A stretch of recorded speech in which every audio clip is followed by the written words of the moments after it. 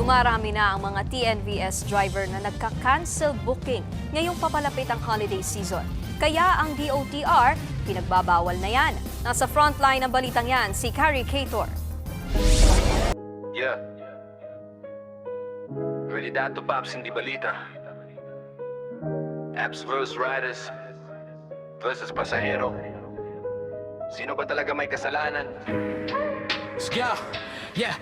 Yeah, traffic sa kalsada parang baha, kumakain ng oras. Gas namin naubos, pero bayad wala man lang 5 barya. Joyride ang cash, move it kahit ano pa yan. Di biro mag-ikot buong maghapon na parang walang katapusan. Nag-auto-accept, akala mo good boy, pero kapag ayaw niya yung booking na long ride o malayo pick up, tatawagan yung pasahero, ma'am, paki-cancel po. Sorry ha, pero sa totoo lang, para lang di ma-pause job. Boss, gets mo na. Gusto nila ma-hit yung incentives, kaya kahit tanggap biglang nagiging selective. Kami patuloy masama, kami pa unfair, pero di nyo alam sistema mismo ang may diferensya. Pero teka lang, bago nyo kami murahin, tanong ko lang, pag kayo ba nag-cancel may parusa rin? Kung rider 5,000 nagkadang offense, kayo ano, libre cancel? Sagot naman, oh! Cancel kami mali pero cancel kayo, okay? Rider may multa, pasahero wala. Boss, paano naging fair kung kami pinagbabawal? Bakit sila pwede?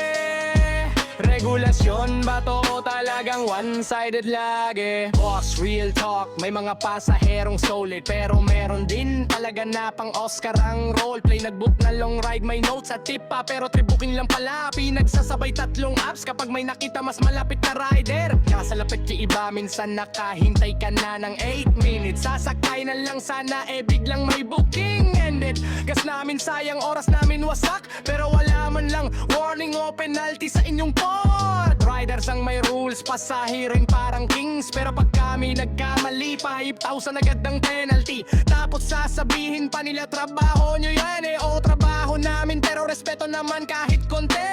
Traffic, gas, init ng ulo, kasalanan ni rider. Hindi laging ganun tol, sana kung may parusa sa amin, meron din sa inyo para patas ang laban naming lahat dito sa daan. Cancel kami, mali pero cancel kayo, okay? Rider may multa, pasahero wala. Boss, paano naging fair kung kami pinagbabawal? Bakit sila pwede? Regulasyon ba to o talagang one-sided lagi? Yes, LTFRB, kung sino man nandyan, di kami galit. Gusto lang namin ng patas na laban. Kung 5K, pag nag-cancel kami na pasahero, magkano naman ang multa ng pasahero pag sila nagpa-cancel, ha? Sagutin ninyo muna yan. Bago nyo kaming husgahan,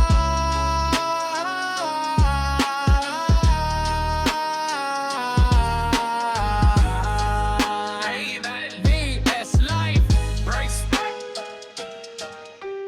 both sides. Labag sa batas ang refusal to convey a passenger o pagtanggi sa mga pasahero sa lahat ng pampublikong sasakyan. Pero hindi pa raw sakop niyan ang mga TNVS. Kaya sa Martes, December 9, maglalabas daw ang DOTR at LTFRB ng Memorandum Circular para maparusahan na rin ang mga ride-hailing service na magkakansela ng booking.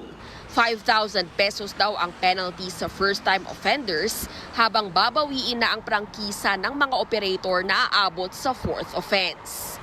Bukod dyan, pinag-aaralan na rin daw ng DOTR ang pagsuspende o tuluyang pagtanggal sa surge pricing ng mga TNVS ngayong Disyembre.